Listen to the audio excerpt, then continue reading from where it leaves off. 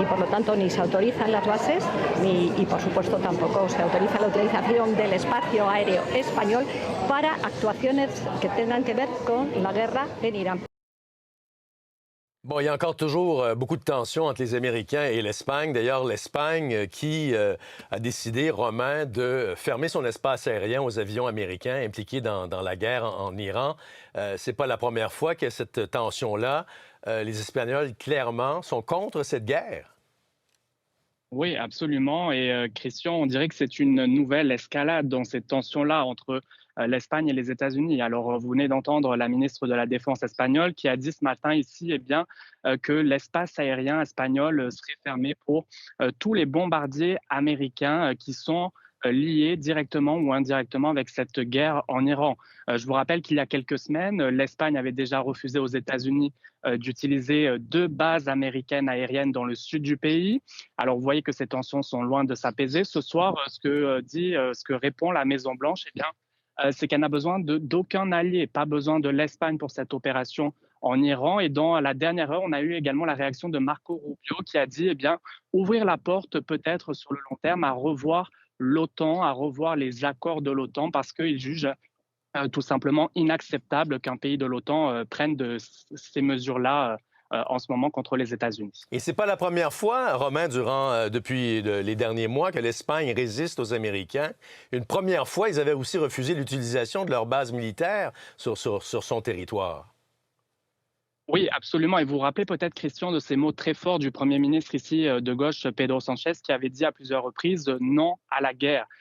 Ça a fait beaucoup parler sur la scène internationale, beaucoup fait parler également en Espagne, parce que si je vous ramène à quelques mois, Christian, ce Premier ministre-là avait des sondages qui n'étaient pas très bons, avait perdu plusieurs élections régionales. Et ce qu'on voit, c'est que dans les dernières semaines, depuis cette position très ferme contre la guerre en Iran, eh bien, Pedro Sánchez remonte dans les sondages. Et puis, ce qui est également intéressant, Christian, c'est de voir la réaction de l'Iran face à cette position de l'Espagne.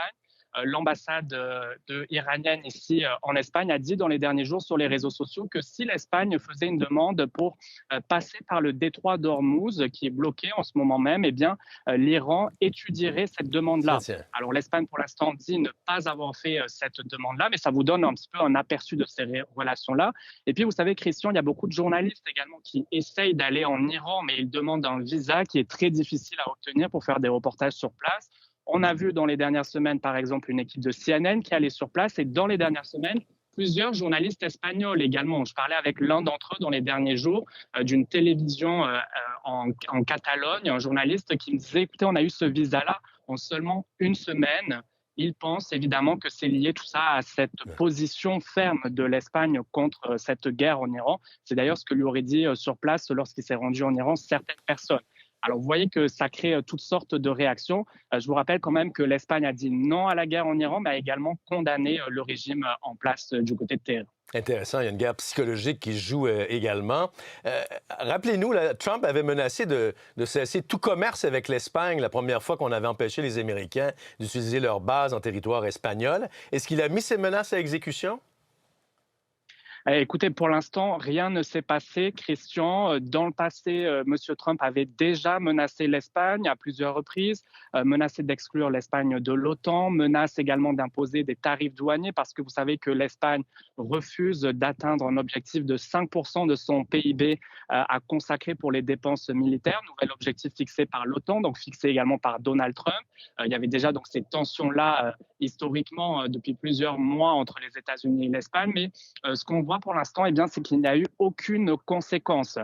Donc, il y a toutes ces menaces de Donald Trump. Je vous dirais que ça crée quand même de l'incertitude sur le plan économique en Espagne parce que l'économie se porte plutôt bien ces dernières années, ces derniers mois en Espagne. Alors, évidemment, il y a certaines personnes, certains acteurs du domaine économique qui craignaient des répercussions, des possibles tarifs douaniers, mais pour l'instant, aucune réaction concrète qui s'est manifestée. Mais évidemment, il faudra surveiller les prochaines semaines parce que vous le voyez qu'aujourd'hui, ces tensions, elles sont loin d'être terminées entre les États-Unis et l'Espagne. Bon, et selon vous, Romain, en terminant, qu'est-ce que tente d'accomplir l'Espagne avec ses refus aux États-Unis?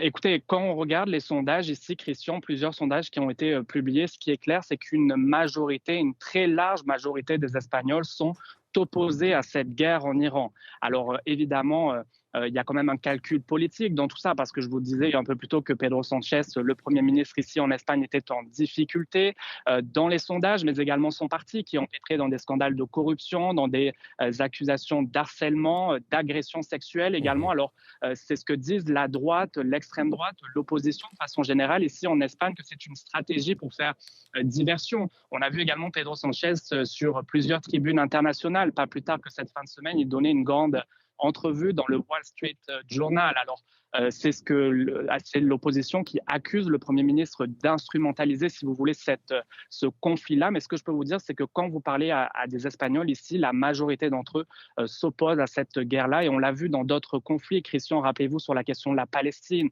l'Espagne, là aussi, avait été leader en quelque sorte sur cette reconnaissance de l'État de Palestine. Alors, vous voyez, c'est très fort dans le pays. Il faut dire qu'il y a toujours ce traumatisme de la guerre civile qui hante encore plusieurs générations également ici en Espagne. Oui, une façon pour l'Espagne de réitérer sa souveraineté également. Romain Chauvet, vous nous parlez en direct de Madrid. Merci beaucoup. À la prochaine.